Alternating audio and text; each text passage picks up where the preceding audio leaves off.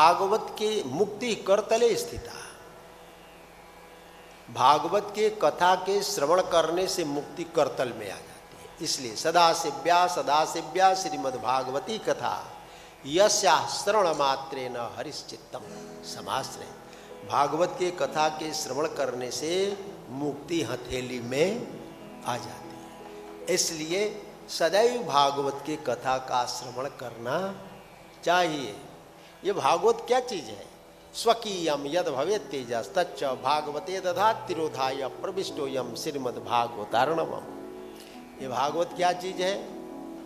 जब श्याम सुंदर भगवान श्री कृष्ण इस धरा को छोड़ करके जाने लगे, तब उद्धव जी ने उनसे कहा था कि आप जा रहे हैं तो अब संसार में कल्याण का साधन क्या रहेगा?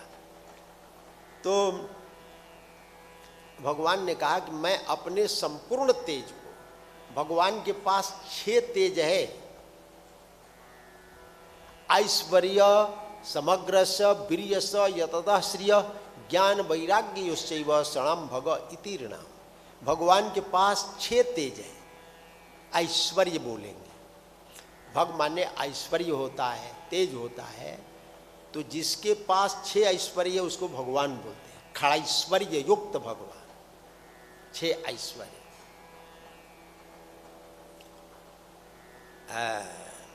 ऐश्वर्य समग्रस्य वीर्यस्य यशसः श्रिय।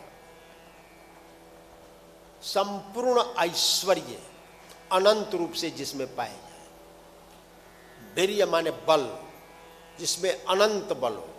वीर्यस्य यशसः, यश तो भगवान का यश सर्वत्र है। कृष्णम वंदे जगत गुरुम,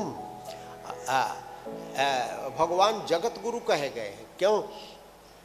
केवल पृथ्वी के ऊपर ही नहीं, ये इस संसार में, इस ब्रह्मांड में कितने ऐसे पृथ्वी के जैसे नक्षत्र हैं, ग्रह हैं, कह नहीं सकते। कहाँ कहाँ जीव हैं, किस किस रूप में है, ये भी नहीं कह सकते। जहाँ पर भगवान की सत्ता विद्यमान है, इसलिए उनको भगवान बोलते हैं ना।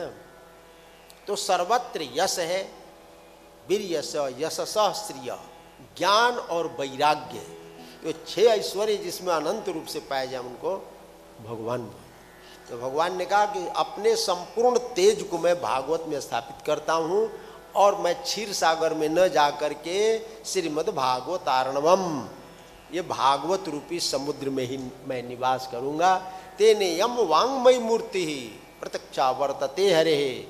तो ये जो भागवत है भगवान की वांगमयी प्रतिरूपा है, शब्दमयी मूर्ति है।